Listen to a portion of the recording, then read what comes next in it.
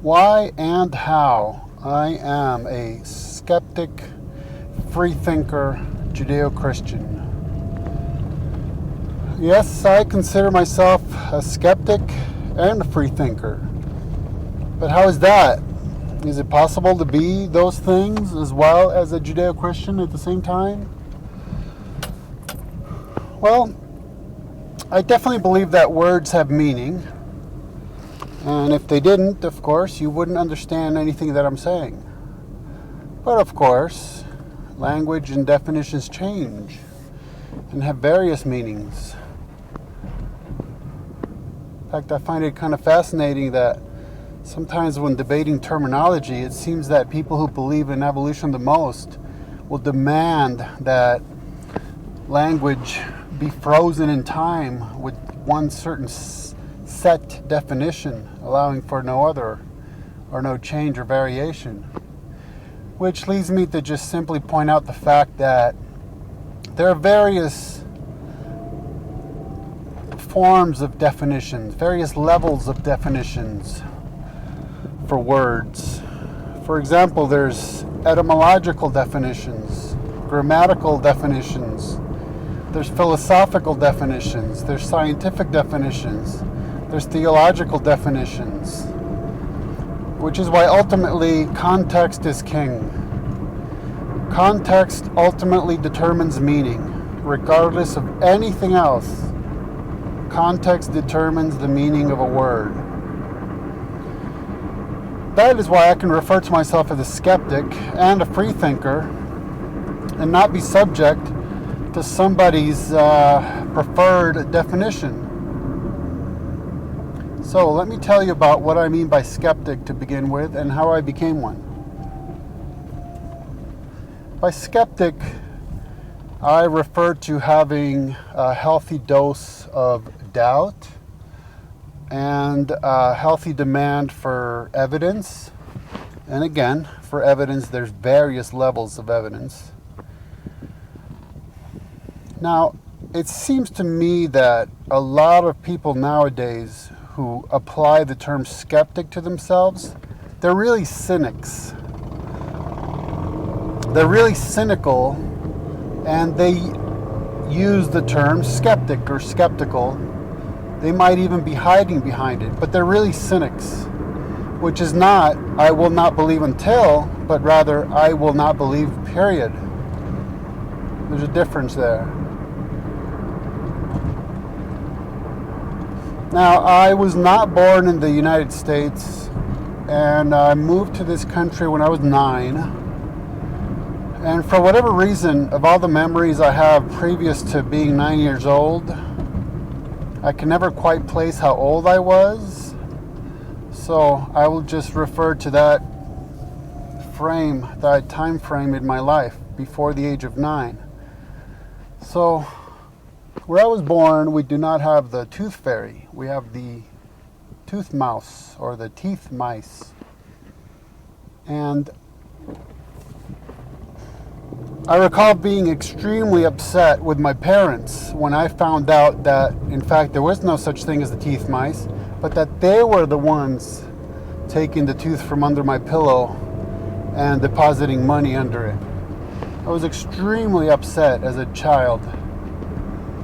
And I believe that's the moment when I became a hardcore skeptic. And interestingly enough, if you search YouTube for something like Santa syndrome, you'll find that a lot of people have this same experience pertaining to Santa Claus. A lot of people trace their atheism back to when their parents revealed to them that there actually was no such thing as Santa Claus, that in fact their parents had been lying to them all along. That's all it really is. It's a deception. I know you mean well by it, but that is the fact. You're telling your children something that is not true. So another thing that happened in my childhood was that my paternal grandma gave me a little necklace, a little charm. I believe it was a coin with a hole through it. And at the time I was learning how to swim. So I wore it and I got an earache. And then for some reason I took it off for a while and the earache went away. Well, then I wore it again and I got an earache again. And well, I took it off again and the earache went away again. Well, Grandma had told me that the little necklace, the little charm was for good luck. So I learned very quickly through that experience that I guess good luck charms are not for me. So there you go, another healthy dose of skepticism.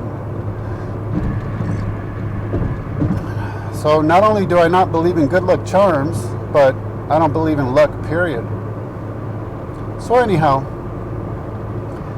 I believe those two events were monumental in making me into the skeptic that I am.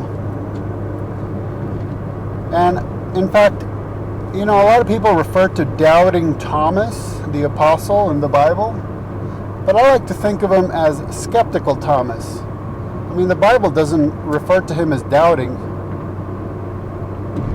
Thomas is the one who was told, it was reported to him that Jesus had resurrected.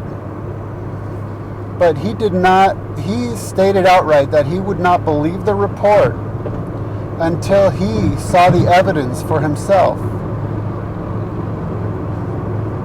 And then Jesus appeared to him and made it clear to him that he was physically present. And that's the way I think of him, as skeptical Thomas. He was skeptical. So that's how I can be a skeptic that's a Judeo-Christian. Now, when it comes to free thinking, I am free to think. But beyond the freedom to think, I find the biblical worldview theology allows me more freedom to think than the atheist view. In fact, atheism does not invite free thinking. Atheism actually restricts thinking. Atheism is thinking within a box, within narrow parameters, and it will not allow thinking outside of that little box. See, as a Judeo-Christian, I can consider any and all evidence and either come to naturalistic or supernaturalistic conclusions. Just follow the evidence where it leads.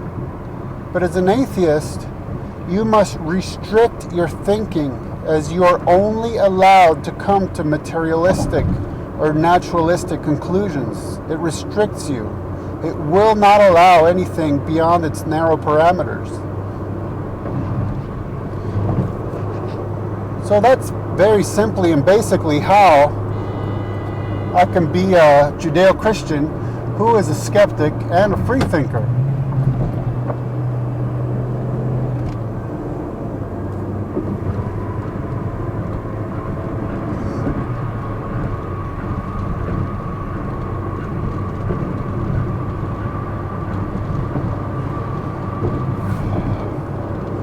So on the other hand, I find that those who refer to themselves as skeptical and free thinkers the most are the least skeptical and the least free thinking. For one, they are not skeptical of their own worldview. In fact, they are very much assured of it. And for two, they do not engage in free thinking, but in well within the box groupthink, within parameters.